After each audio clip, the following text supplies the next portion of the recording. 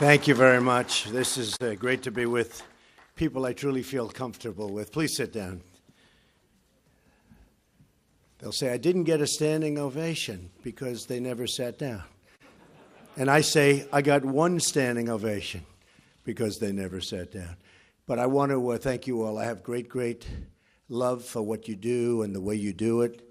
And when I'm with the police chiefs and I'm with the sheriffs of our country, and these are the big ones, these are the really big ones, I just want to thank you very much. And I thought before I spoke about what we're really here to speak about, I would read something to you. Because you could be a lawyer, or you don't have to be a lawyer. If you were a good student in high school or a bad student in high school, you can understand this. And it's really incredible to me that we have a court case that's going on so long. As you know, in Boston, we won it with a highly respected judge and a very strong opinion. But now we're in an area that, let's just say, they are interpreting things differently than probably 100% of the people in this room. I'd like to almost know, does anybody disagree when I read this? But I'm going to read what's in dispute, what's in question. And you'll see this. It's INA 212F, 8 USC 1182F. Suspension of entry or imposition of restrictions by the president. Okay, now, this isn't just me. This is for Obama, for Ronald Reagan, for the president. And this was done, very importantly, for security, something you people know more about than all of us. It was done for the security of our nation, the security of our citizens, so that people come in who aren't going to do us harm. And that's why it was done. And it couldn't have been written any more precisely. It's not like, oh, gee, we wish it were written better. It was written beautifully. So just listen. Here's what it says. This is what they're arguing. Whenever the president finds that the entry of any aliens, okay, the entry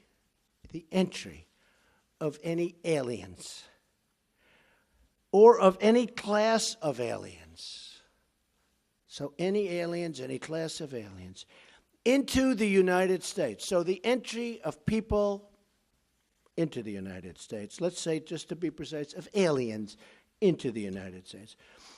So any time, whenever the president finds that the entry of any alien or any class of aliens into the United States would be detrimental to the interests of the United States, right? So if I find as president that a person or a group of people will be detrimental to the interests of the United States, and certainly there's lots of examples that we have, but you shouldn't even have them necessarily. He may be, and he may, by proclamation, and for such period as he shall deem necessary. Now, the only mistake is they should have said he or she. But hopefully it won't be a she for at least another 7 years. After that, I'm over. See? I just noticed that, actually. Just noticed it. I'm saying, whoa, this is not politically correct. It's correct, but it's not politically correct. You know, this is the old days. He may, by proclamation, and for such period as he shall deem necessary. So here it is. People coming in.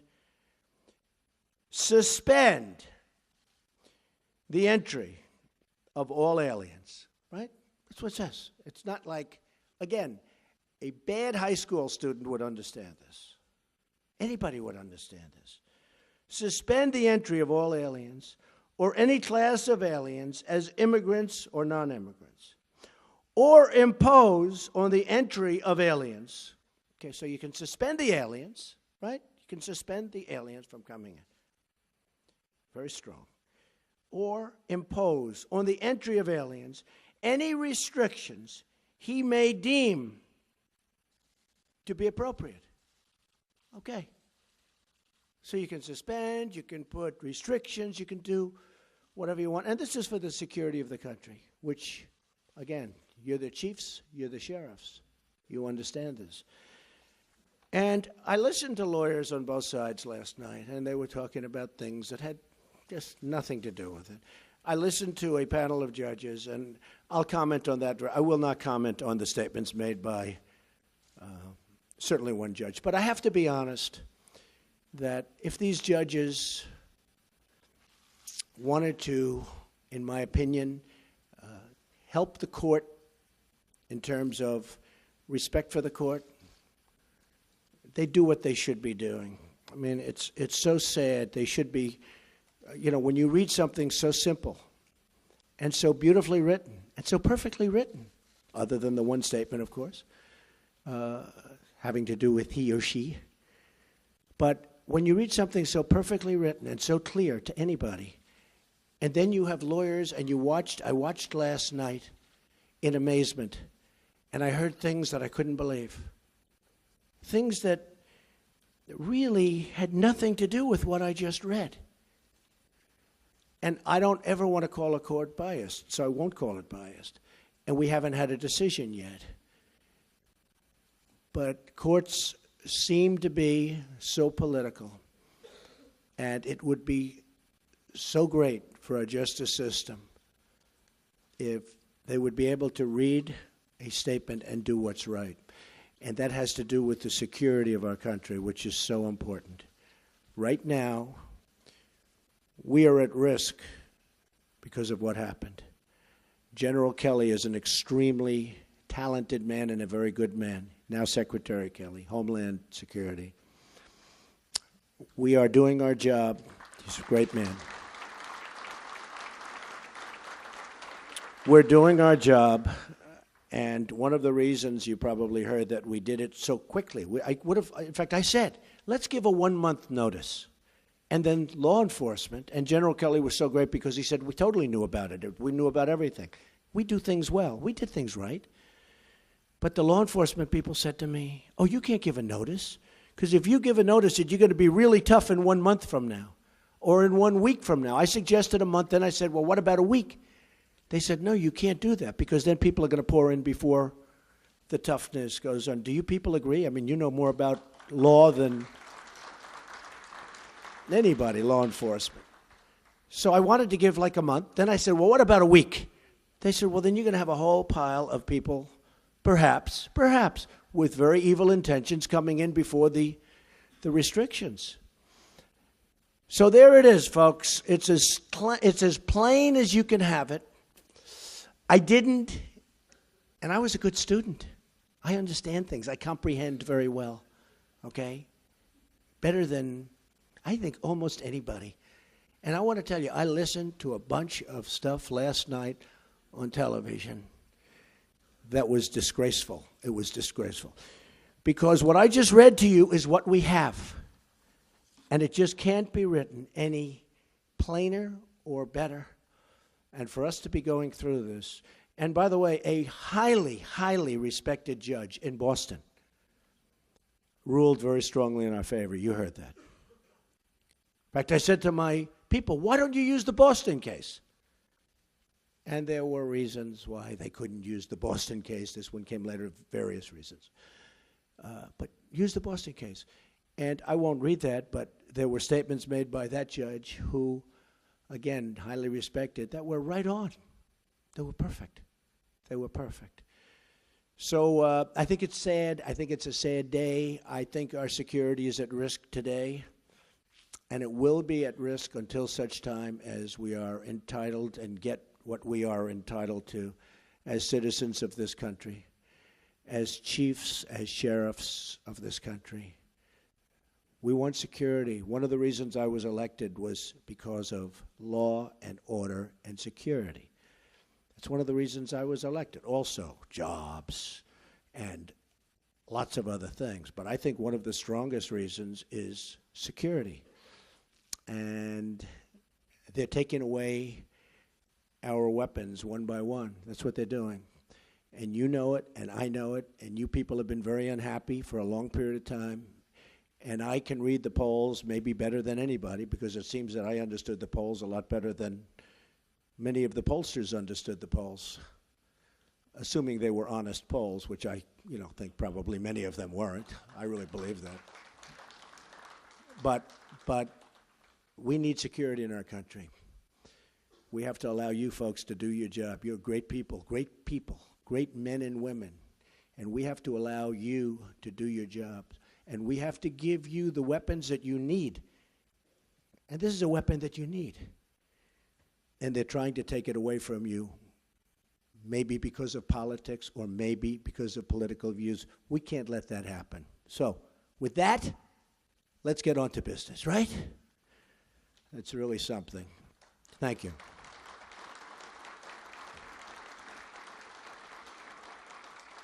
I want to thank Sheriff Sandra Hutchins and Chief Tom Manger for your leadership and, frankly, for the service. You have had great service. Everyone has told me about you, two legendary people. All of us here today are united by one shared mission: to serve and protect the public of the United States. During my campaign for president, I had the chance to spend time with law enforcement officials all across our country. They're the most incredible people you will ever meet. And I just wanted to say to all of them right now, from the bottom of my heart, thank you, thank you, thank you.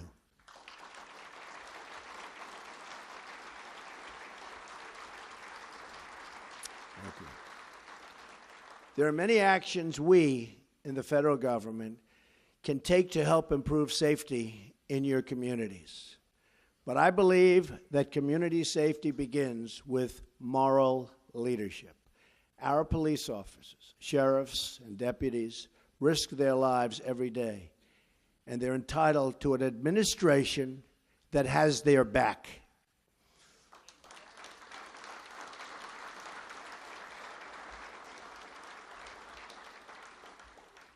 The first step in restoring public safety is affirming our confidence in the men and women charged with upholding our laws.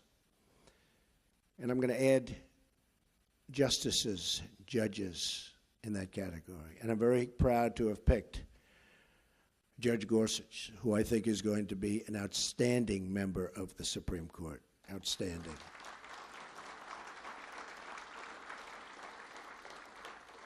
So I'd like to begin my remarks with a declaration issued to all of you and delivered to every member of the law enforcement community all across the United States.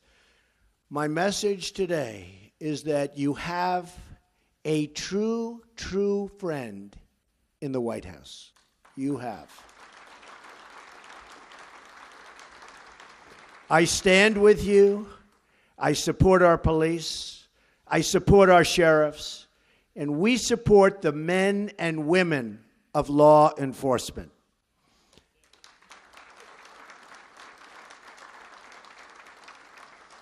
Right now, many communities in America are facing a public safety crisis. Murders in 2015 experienced their largest single-year increase in nearly half a century. In 2016, murders in large cities continued to climb by double digits. In many of our biggest cities, 2016 brought an increase in the number of homicides, rapes, assaults, and shootings. In Chicago, more than 4,000 people were shot last year alone, and the rate so far this year has been even higher. What is going on in Chicago? We cannot allow this to continue. We've allowed too many young lives to be claimed, and you see that. You see that all over. Claimed by gangs, and too many neighborhoods to be crippled by violence and fear. 60% of murder victims under the age of 22 are African American.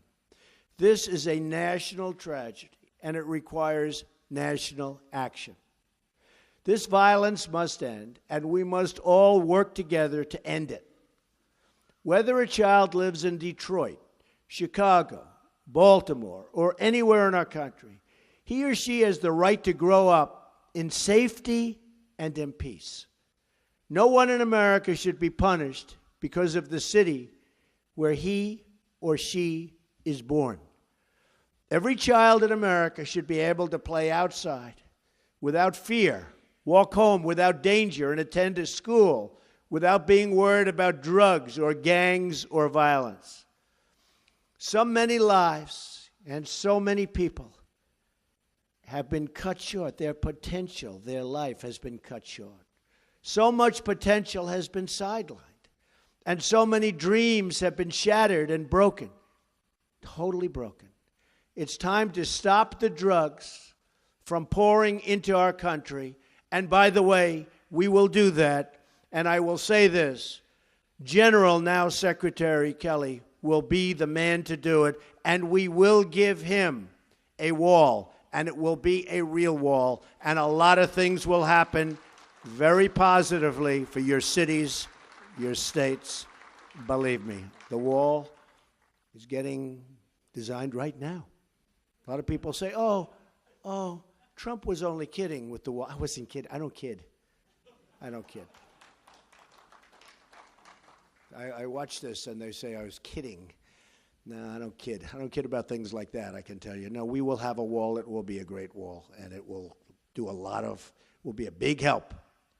Just ask Israel about walls. Do walls work? Just ask Israel. They work, if it's properly done. It's time to dismantle the gangs terrorizing our citizens. And it's time to ensure that every young American can be raised in an environment of decency, dignity, love, and support. You have asked for the resources, tools, and support you need to get the job done. We will do whatever we can to help you meet those demands. That includes a zero-tolerance policy for acts of violence against law enforcement. We all see what happens. We all see what happens and what's been happening to you. It's not fair. We must protect those who protect us. The number of officers shot and killed in the line of duty last year increased by 56% from the year before. Last year in Dallas, police officers were targeted for execution. Think of this. Who ever heard of this? They were targeted for execution. 12 were shot and 5 were killed. These heroic officers died as they lived, protecting the innocent, rushing into danger, risking their lives for people they did not even know, but for people that they were determined to save. Hats off to you people. These slain officers are an eternal monument to all of the men and women who protect our streets and serve our public. We will not forget them, and we will not forget all of the others who made that final sacrifice in the line of duty. God has blessed our nation to put these heroes among us. Those who serve in law enforcement work long hours. You work long hours. I know so many sheriffs, so many chiefs, so many police. You work long hours and dangerous hours oftentimes in difficult conditions and for not that much pay relative to what you're doing.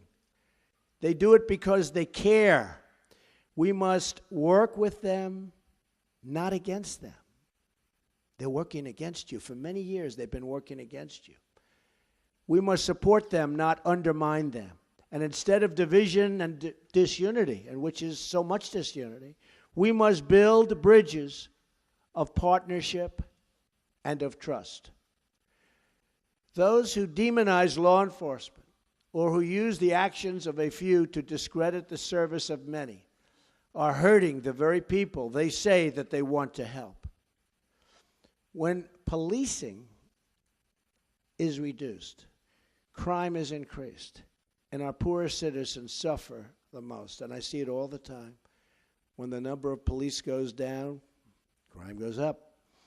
To build needed trust between law enforcement and the communities they serve, it is not enough for us to merely talk to each other. We must listen to each other. All of us share the view that those in uniform must be held to the highest possible standard of conduct. So important.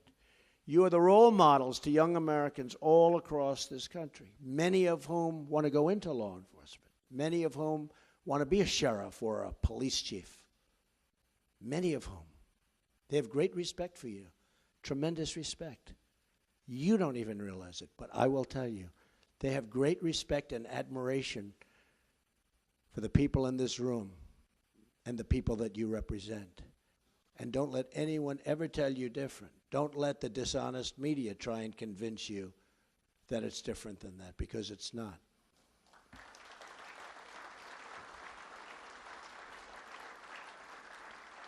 That is why our commitment to law and law enforcement also includes ensuring that we're giving departments the resources they need to train, recruit, and retain talent.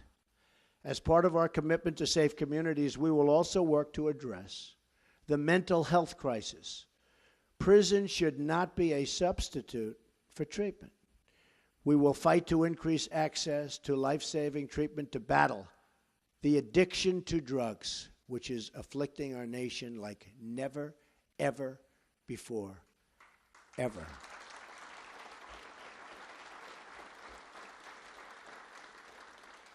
I've been here 2 weeks. I've met a lot of law enforcement officials. Yesterday, brought them into the Oval Office. I asked a group, what impact do drugs have in terms of a percentage on crime? He said 75 to 80%. It's pretty sad. We're going to stop the drugs from pouring in. We're going to stop those drugs from poisoning our youth, from poisoning our people. We're going to be ruthless in that fight. We have no choice. And we're going to take that fight to the drug cartels and work to liberate our communities from their terrible grip of violence. You have the power and knowledge to tell General Kelly, now Secretary Kelly, who the illegal immigrant gang members are. Now, you have that power because you know them. You're there. You're local. You know the illegals. You know them by their first name. You know them by their nicknames. You have that power. The federal government can never be that precise, but you're in the neighborhoods. You know the bad ones. You know the good ones. I want you to turn in the bad ones. Call Secretary Kelly's representatives, and we'll get them out of our country and bring them back where they came from, and we'll do it fast. You have to call up the federal government, Homeland Security, because so much of the problems, you look at Chicago and you look at other places, so many of the problems are caused by gang members, many of whom are not even legally in our country. And we will work with you on the front lines to keep America safe from terrorism, which is what I began this with. Terrorism, a tremendous threat, far greater than people in our country understand. Believe me, I've learned a lot in the last 2 weeks, and terrorism is a far greater threat than the people of our country understand. But we're going to take care of it. We're going to win. We're going to take care of it, folks. Let today be the beginning of a great national partnership. Let today serve as a great call to action. And let this moment represent a new beginning in relations between law enforcement and our communities. I want you to know the American public totally stands with you. I want you to know the American people support you. I want you to know how proud we are, truly proud to know you. We applaud your efforts. We thank you for your service. And we promise that you will always find an open door at the White House, an open invitation to our great cops and sheriffs nationwide. They're great people. You are great people. Thank you. God bless you, and God bless America. Things that really had nothing to do with what I just read. And I don't ever want to call a court biased, so I won't call it biased. And we haven't had a decision yet. But courts seem to be so political, and it would be so great for our justice system if they would be able to read a statement and do what's right. And that has to do with the security of our country, which is so important. Right now, we are at risk because of what happened. General Kelly is an extremely talented man and a very good man. Now Secretary Kelly, Homeland Security. We are doing our job. He's a great man. We're doing our job, and one of the reasons you probably heard that we did it so quickly, in fact, I said, let's give a 1-month notice. And then law enforcement, and General Kelly was so great because he said, we totally knew about it. We knew about everything. We do things well. We did things right. But the law enforcement people said to me, oh, you can't give a notice, because if you give a notice, you're going to be really tough in 1 month from now or in 1 week from now. I suggested a month, then I said, well, what about a week? They said, no, you can't do that, because then people are going to pour in before the toughness goes on. Do you people agree? I mean, you know more about law. 1182F, suspension of entry or imposition of restrictions by the president. Okay, now, this isn't just me. This is for Obama, for Ronald Reagan, for the president. And this was done, very importantly, for security, something you people know more about than all of us. It was done for the security of our nation, the security of our citizens, so that people come in who aren't going to do us harm. And that's why it was done.